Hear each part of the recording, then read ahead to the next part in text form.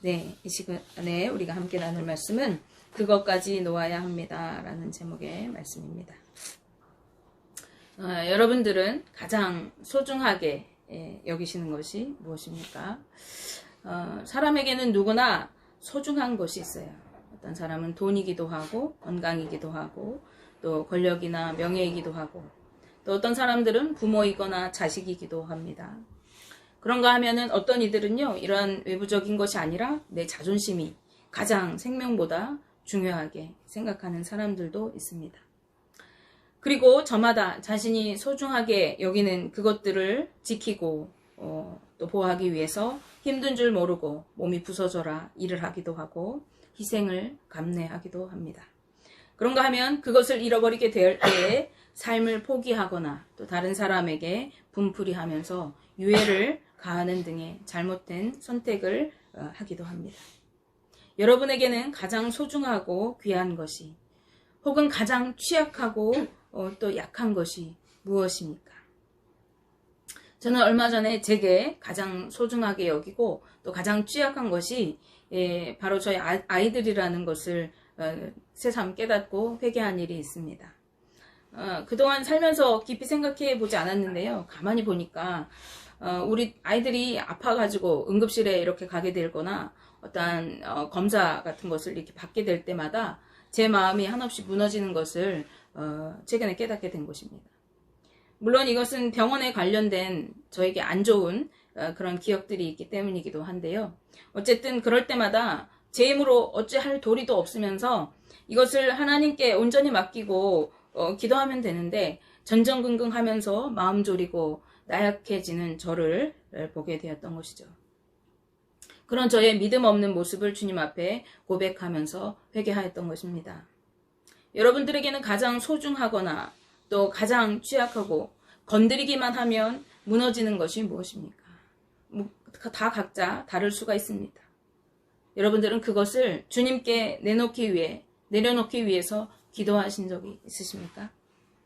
오늘 우리가 읽은 이 본문 말씀은요, 여러분들이 잘 알고 계시는 말씀 중에 하나일 것입니다. 바로 영생을 얻기 원했던 부유한 한 사람에 관한 말씀입니다. 이 내용은 공간복음에 모두 등장하고 있는데요. 따라서 우리가 이 말씀의 병행 구절을 통해서 이 한 사람이 나이가 젊은 청년이었다라는 것을 알 수 있어요. 또 이가 어디에 속했는지 모르지만 관원으로서 높은 관료였다라는 것을 알 수 있습니다. 이 사람은 부유한 재산을 소유하고 있었습니다. 그에게는 젊은 청춘도 있었고 부유함도 있었습니다. 안정적인 직업과 사회적으로 영향력을 행사할 수 있는 그러한 위치에 있는 사람이었습니다. 그런 그가 예수님께 나와서 무릎을 꿇고 앉아서 묻습니다. 내가 무엇을 하여야 영생을 얻겠습니까? 앞날이 창창하고 안정적인 삶을 누리면서 살아가는 이 젊은 청년이 왜 이런 질문을 하게 되었을까? 그 이유가 무엇일까? 왜 그는 영원한 삶을 구하게 되었을까? 그런 의문이 들게 된 것이죠. 아마도 그것은 예수님께서 영생에 대해서 교훈하고 계셨기 때문입니다. 9장 말씀에서 예수님께서는요, 너의 손이나 발이 범죄하게 하거든 그것을 찍어버리라. 눈이 너를 범죄하게 하거든 빼어버리라. 그리고 장애인으로 영생에 들어가는 것이 온전한 몸을 가지고 지옥에 들어가는 것보다 더 낫다고 강하게 말씀하고 계십니다. 그리고 이어서 구더기도 죽지 않고 불도 꺼지지 않는 그 지옥의 실상을 말씀하시면서 그곳에서는 사람들이 불로 인해서 소금치듯 함을 받으리라고 말씀하고 계세요. 얼마나 두려운 말씀입니까? 만약 여러분들이 이러한 말씀을 직접 듣게 되어진다면 어떠하셨겠습니까? 아마 우리 중에 아무도 나는 그런 지옥에 가고 싶다라고 하는 사람은 없을 것입니다. 어떻게 하면은 지옥에 가지 않고 영생에 들어갈 수 있을지 그 방법을 알고 싶고 꼭 영생에 이르고 싶을 것입니다.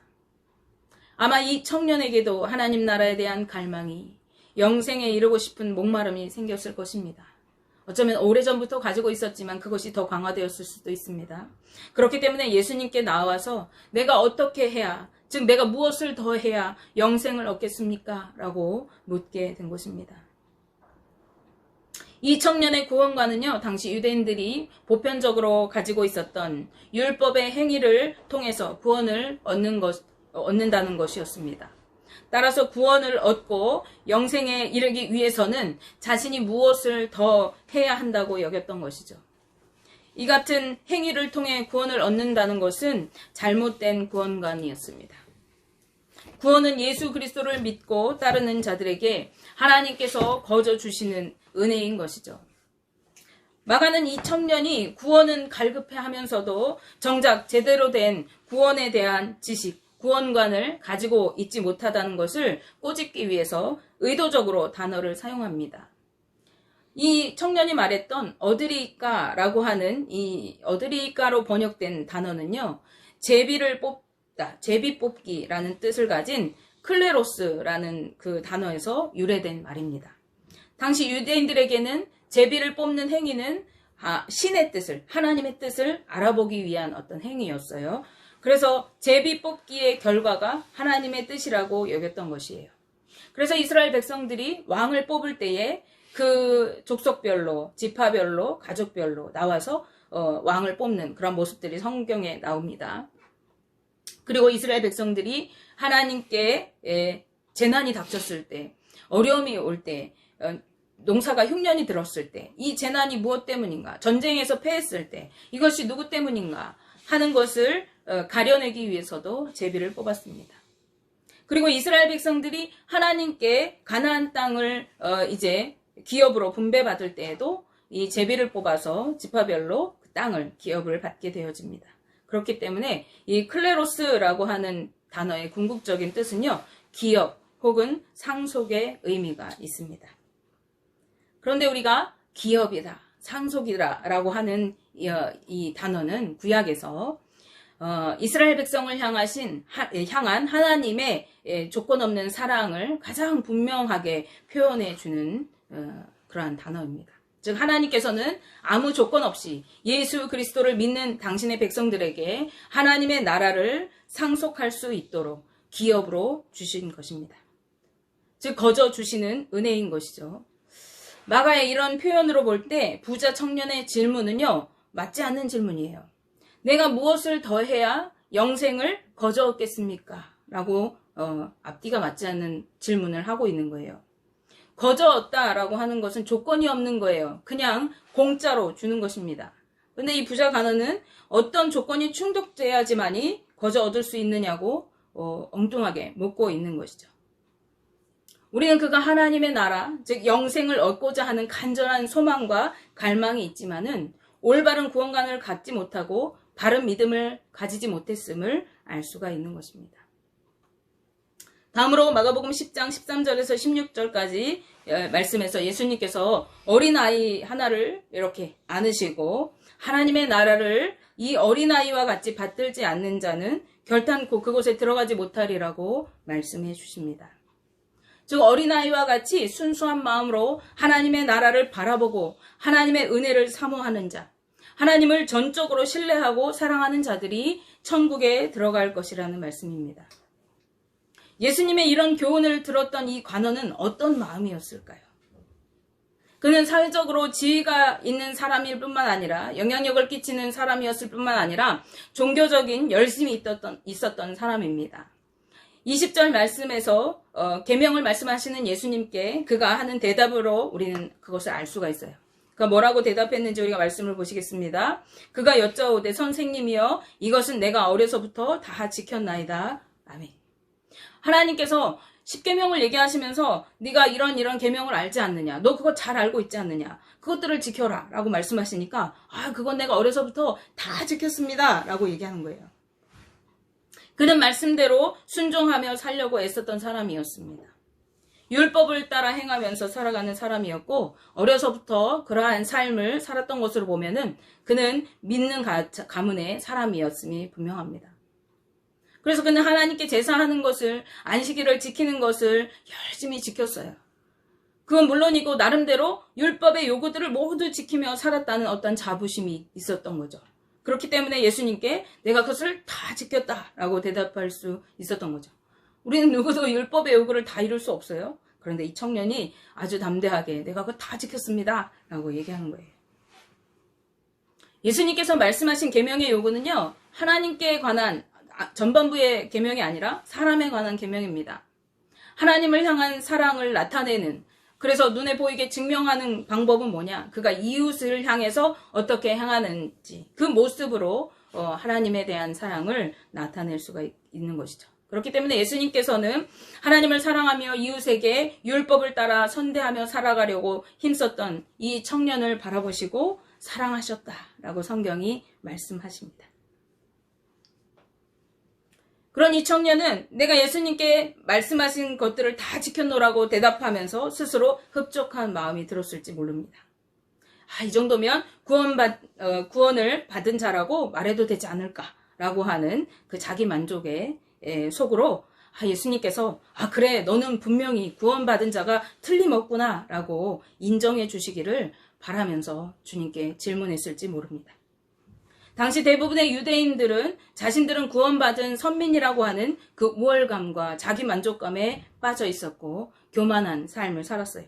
그러한 구원의 근거를 그들이 어디에 두었느냐? 우리는 율법을 다 지키며 살아간다. 우리는 하나님의 말씀대로 사는 자들이다. 너희들과는 다르다라고 여겼던 것이죠. 그런데 이러한 유대인들의 생각은 앞서 말씀드렸듯이 잘못된 것이기 때문에 예수님께서는 그들을 책망하시면서 율법의 본질을, 율법에 숨겨있는 하나님의 참뜻을 끊임없이 교훈하셨던 것입니다. 예수님께서는 자신 앞에 꿇어 앉아있는 이 청년을 바라보면서 내가 착하게 살고 있다고 하면서 너는 그거 착각이야 이렇게 비난하시지 않았어요. 구원은 행위로 받는 거 아니야. 너 그게 무슨 소리야 라고 그를 조롱하지 않으셨어요.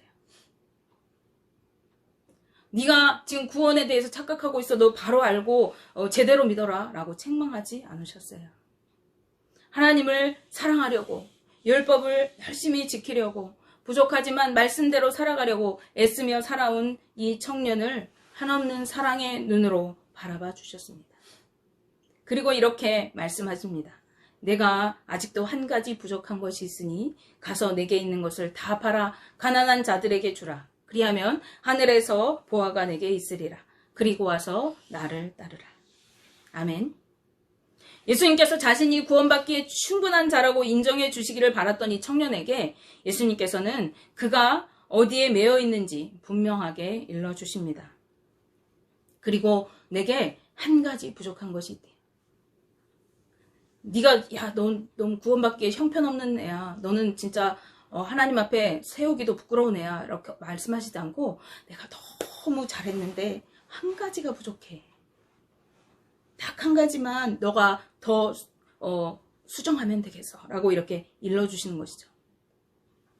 그는 하나님을 사랑한다고 말했습니다. 말씀을 따라 살아간다고 했습니다. 옳은 행실로 살려고 힘썼습니다. 그 이유는 율법을 준수하며 사랑하는 행위들로 영생을 누릴 것을 기대했기 때문이었습니다. 그러나 그는 물질에 집착하는 자였습니다. 영생을 소유하고자 하는 간절한 갈망이 있었지만은 그 이면에는 이 세상에서 자기가 누리고 있는 안락한 삶을 포기할 수가 없었습니다. 따라서 자신의 소유를 다 팔아 가난한 자들에게 나누어 주고 예수님을 따르라고 하시는 이 말씀에 선뜻 아멘, 제가 그렇게 하겠습니다 라고 말씀할 수가 없었습니다. 그는 자신의 안락한 삶을 모두 포기하고 자신이 가난한 삶의 자리로 내려가라고 하시는 이 예수님의 말씀을, 그 의미를 너무나도 잘 알고 있었기 때문에 그렇습니다. 주님의 인정을 바라고 영생에 대한 해답을 얻으려고 주님 앞에 꿇어 엎드렸던 이 청년은요, 슬픈 기색을 띠고 근심하며 돌아갔다고 성경이 말씀합니다. 그리고 그의 뒷모습을 바라보신 예수님께서 제자들을 돌아보시면서 재물이 있는 자는 하나님의 나라에 들어가기가 심히 어렵다고 말씀하셨습니다. 그리고 이어서 예수님께서 다음과 같이 말씀하세요. 29절에서 30절 말씀에 예수께서 이르시되 내가 진실로 너에게 이르노니 나와 복음을 위하여 집이나 형제나 자매나 어머니나 아버지나 자식이나 전토를 벌인 자는 현세에 있어 집과 형제와 자매와 어머니와 자식과 전토를 100배나 받되 박해를 겸하여 받고 내세의 영생을 받지 못할 자가 없느니라. 아멘. 이어지는 말씀을 통해서 우리는 예수님께서 요구하시는 것이 삶을 모두 포기하고 나만 따라오라고 하시는 것이 절대 아니라는 것을 알 수가 있어요. 그것이 아니라 오히려 그가 매여 있던 것들을 내려놓고 삶의 기준을 바로 세우라고 하시는 말씀인 것을 알 수가 있습니다.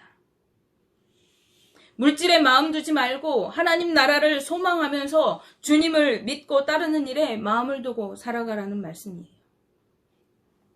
하나님과 물질을 겸하여 섬기지 말고 온전한 마음으로 하나님만 섬기고 복음이신 예수 그리스도를 따르라는 말씀입니다.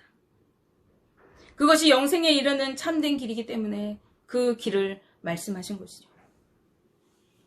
인간이 가장 매이기 쉬운 것이 무엇인가요? 바로 물질입니다. 우리는 물질이 풍부하기를 바라고 조금 풍부해서 먹고 살만한데도 조금만 더 그렇게 자꾸 물질을 탐내게 되어집니다. 그래서 성경은 우리에게 물질을 사랑하지 말라고, 두 마음을 품지 말라고 계속해서 경고하고 있습니다. 왜냐하면 물질을 사랑하는 것은 일만하게 뿌리가 되는 것이고 하나님과 원수가 되는 길이기 때문입니다. 그러나 말씀에서도 볼 수 있듯이 그것은 물질이 아닌 가족이거나 집이거나 다른 어떤 것일 수가 있습니다. 여러분, 하나님과 온전한 관계를 맺지 못하게 가로막고 있는 것이 무엇입니까? 마음이 묶인 채 매여있는 그것이 무엇입니까? 그것을 십자가 앞에 내려놓을 수 있기를 바랍니다. 오직 나와 내 집은 여호와 하나님만을 섬기겠노라고 결단하시기 바랍니다. 그리고 예수 그리스도만 따르는 삶으로, 내가 죽고 내 안에 예수 그리스도께서 사시는 삶으로 살아가기를 힘쓰는 자들이 되십시다. 23절 말씀에 예수님께서는 재물이 있는 자는 하나님의 나라에 들어가기가 심히 어렵도다라고 말씀하십니다. 예수님께서 재물이 많은 자라고 하지 않으시고 재물이 있는 자라고 하신 것을 주목하시기 바랍니다. 물질이 많고 적음이 문제가 되는 것이 아닙니다. 다시 말씀드리지만 마음을 어디에 두는가 하는 것이 문제입니다. 하나님께서는 우리가 먹고 살고 누리는 모든 것을 창조하실 때부터 예비하시고 우리에게 그것을 베풀어 주신 분이에요. 그렇기 때문에 우리가 가지고 있는 것 다 내놓고 가난하고 찌든 삶을 살면서 주님만 따르라고 요구하시는 분이 아니시라는 말씀이에요. 그럼에도 불구하고 오늘 이렇게 말씀하시는 이유는 내가 물질을 바라보면서 그것을 쫓아 살아가지 말고 주님을 바라보면서, 하나님을 바라보면서 살아가라고 말씀하시는 것입니다. 예수님의 말씀을 들은 제자들이 놀라면서 말합니다. 누가 구원을 얻을 수 있는가? 이 말은 구원받을 사람이 과연 있겠는가 하는 말입니다. 제자들의 이런 의문의 말들은 행위로 영생에 들어가기를 꾀했던 부자 청년과 다르지 않습니다. 구원을 위해 자기 소유를 모두 버리는 일은 과연 누가 선뜻할 수 있겠는가라고 말하는 것이죠. 그러나 구원은 우리 인간의 행위로 얻는 것이 아닙니다. 하나님의 은혜로 누리는 것이에요. 마가복음 10장 27절 말씀에 예수께서 그들을 보시며 이르시되 사람으로는 할 수 없으되 하나님으로는 그렇지 아니하니 하나님으로서는 다 하실 수 있느니라 라고 말씀하십니다. 아멘. 하나님은 우리 모두를 구원하실 수 있는 능한 능력을 가지신 분이십니다. 그분은 우리를 위해 예수 그리스도를 기꺼이 내어주심으로 누구든지 구원받을 권세를, 자격을 부여할 수 있는 분이십니다. 그러나 인간의 그 어떤 것으로도 우리는 율법의 요구를 완전히 이룰 수가 없습니다. 내가 율법에 계명된 그 모든 것들을 다 이루었다고 말할 수가 없는 것이죠. 다만 우리가 예수 그리스도를 구주로 믿고 하나님께 소망을 두며 살아갈 때 하나님은 값없이 우리를 구원하여 주시고 영생을 누리게 해주시는 것입니다. 그러나 우리 마음에 주님을 온전히 믿지 못하고 그분 앞으로 나아갈 수 없도록 가로막고 있는 것이 있다면 그것들을 내려놓으시기 바랍니다. 그것은 물질일 수 있고 건강이나 자녀나 부모일 수 있습니다. 권세이거나 명예일 수 있습니다. 그것은 내 자존심일 수 있고 내 어떠한 관습일 수 있습니다. 내 고집일 수가 있습니다. 그 어떤 것이든지 그것들에 매여서 죄의 종로를 타지 말고 주님께 모두 내어 맡김으로 주님 안에서 영생의 기쁨과 참된 행복을 누리며 살아가게 되시기를 주님의 이름으로 축복하며 기도합니다. 기도하겠습니다.